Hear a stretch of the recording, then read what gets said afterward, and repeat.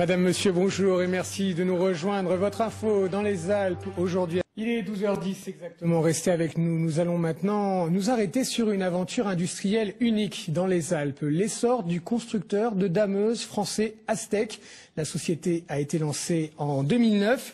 Xavier Jean, le cofondateur et président de cette société, est avec nous sur ce plateau pour en parler. Avant tout, voyez le reportage réalisé par Jordan Guéant et Serge Voretz. Il nous livre quelques secrets industriels.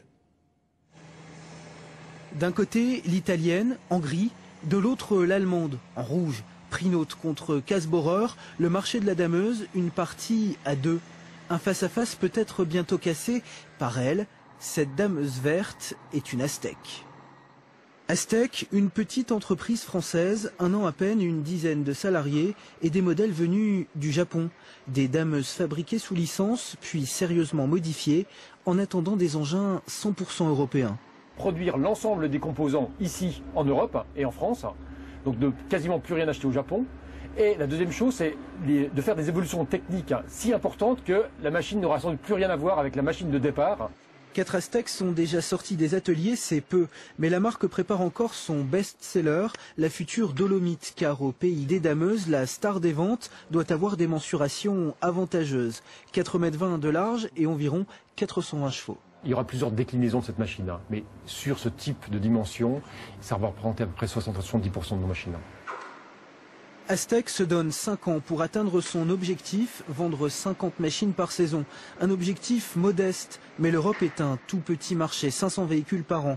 Surtout, c'est un marché extrêmement stable, détenu aux 2/3 par l'allemand Kässbohrer et sans aucune marge de progression. En clair, pour s'imposer, Astec devra rejouer David contre Goliath et grignoter ses parts de marché.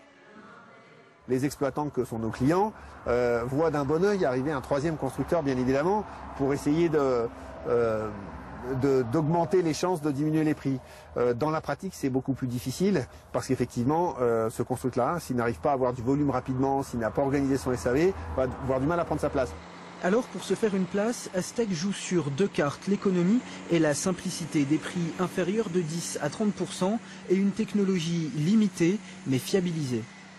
Nous, notre option, c'est de prendre autant d'éléments que possible, communs à chacune des machines, de façon à limiter pour les clients le nombre de pièces à maintenir en stock.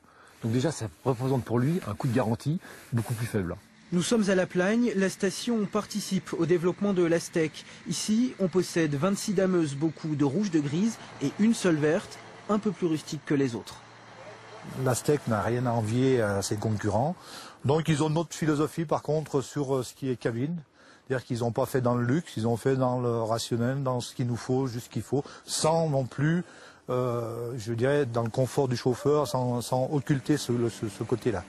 En 2000, le Scandinave Formatic avait déjà tenté l'aventure, un peu comme Astec, mais sans succès. La marque a finalement été absorbée par Kässbohrer. Alors, Xavier Jean, première question, est-ce qu'elle va être votre destin, absorbé aussi comme Formatic ou pas? J'espère bien que non. Notre business plan et notre modèle a effectivement tiré les enseignements de cet échec de Formatic. Vous êtes servi de cette expérience-là? Bien sûr que j'ai suivi de près à son époque. Formatic a commis quelques erreurs que nous ne reproduirons pas. Il est passé d'une production de 5 à 30 machines quasiment en un an. Passer du stade artisanal au stade industriel, ça ne se fait pas comme ça. Et puis je pense qu'ils ont simplement occulté aussi la notion de service, puisqu'avoir 22 machines en service en France et 2 techniciens, ça ne pouvait pas fonctionner dans de bonnes conditions. Alors justement aujourd'hui, seulement 4 dameuses de votre marque sont en service aujourd'hui. C'est modeste, c'est très prudent. C'est conforme à notre BP. Pour servir ces 4 machines et donner satisfaction à nos clients, nous avons 2 techniciens, donc on a une très bonne réactivité, et je crois que c'est ça qui est essentiel aujourd'hui.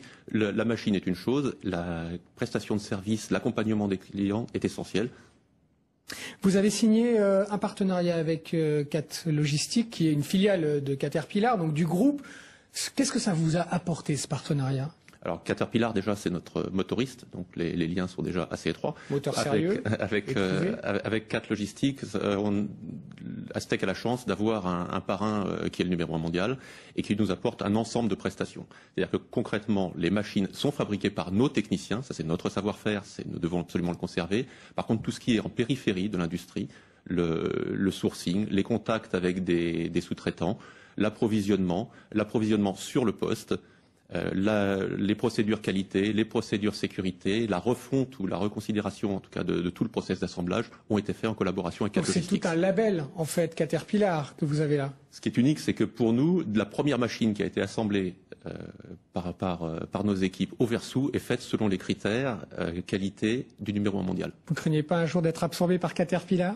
Ce serait en tout cas une très belle référence. Oui, mais une crainte ou pas? Oh non. Non, pas de crainte. Combien l'aide des collectivités locales aujourd'hui, elle a été déterminante? Oui, on a en tout cas beaucoup de support. On a la particularité d'être implanté à la fois à Annecy et à Grenoble. À Annecy pour tout ce qui est siège et services généraux et à Grenoble pour ce qui est la technique.